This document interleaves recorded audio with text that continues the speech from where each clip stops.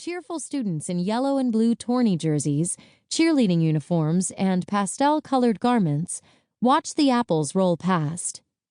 They dove to snatch them. After biting into the wicked fruit, they whooped and danced in delight, instantly transformed from well-mannered to maniacal. Mal strutted over the apples, slamming the doors to lockers. The locker doors revealed the tag, "Long Live Evil," which Mal had spray-painted there. She stopped in front of a shy girl wearing a large white bow in her chestnut hair. It was Jane, daughter of Fairy Godmother. She gasped as Mal handed an apple to her. Stock still, in her blue, white, and yellow cheerleading uniform, she stared at it. She chomped down on the apple, and her mouth twisted into a sinister grin. Jane snatched the spray paint can from Mal and boldly danced out of sight.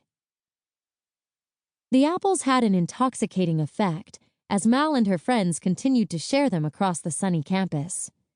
They were making everyone, and everything, a whole lot more fun.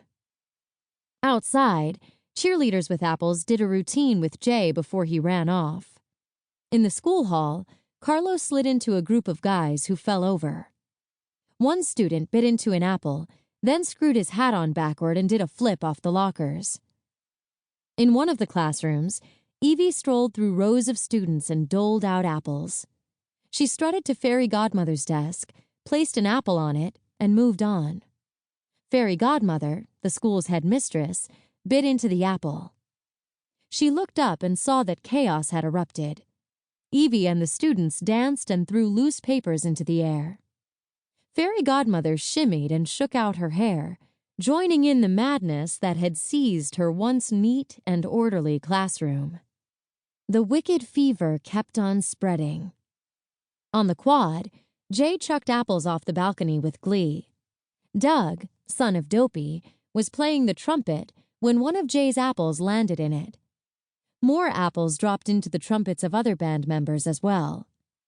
As Jay continued to fire the apples rapidly, the band players scrambled to catch them and chomp down. In the rose garden, students kneeled around the stone fountain and dunked their faces into the clear water. One by one, they emerged, flipping back their wet hair with glistening apples in their mouths.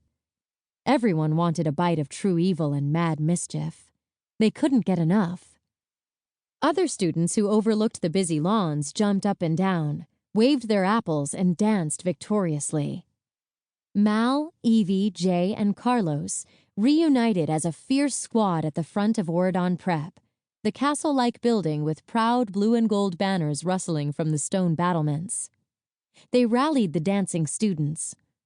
Among them were Beast and Belle, who also clutched bitten apples and jived to the sound of wicked rebellion. Mal marched through a row of hedges and raised into the air the school flag, which was now a dark purple one that said, "Long Live Evil." The horde cheered. Mal loved it.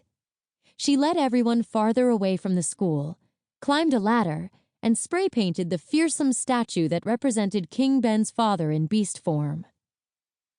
Mal recalled something her boyfriend, Ben, had once said about the statue. "My father wanted his statue to morph from beast to man to remind us that anything is possible."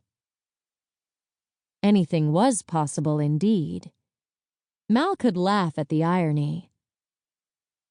She grinned and tossed the last one of the spelled apples high into the air.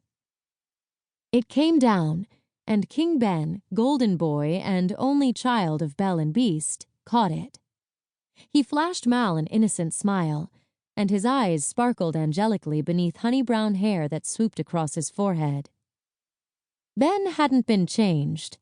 Not yet. He bit into the apple, and a devilish grin broke over his face. Ha! If only. Chapter 3. Fine. That never happened. But a girl can dream, right? This is how the story actually picks up. Flashing cameras snapped Mal back to reality. Like that.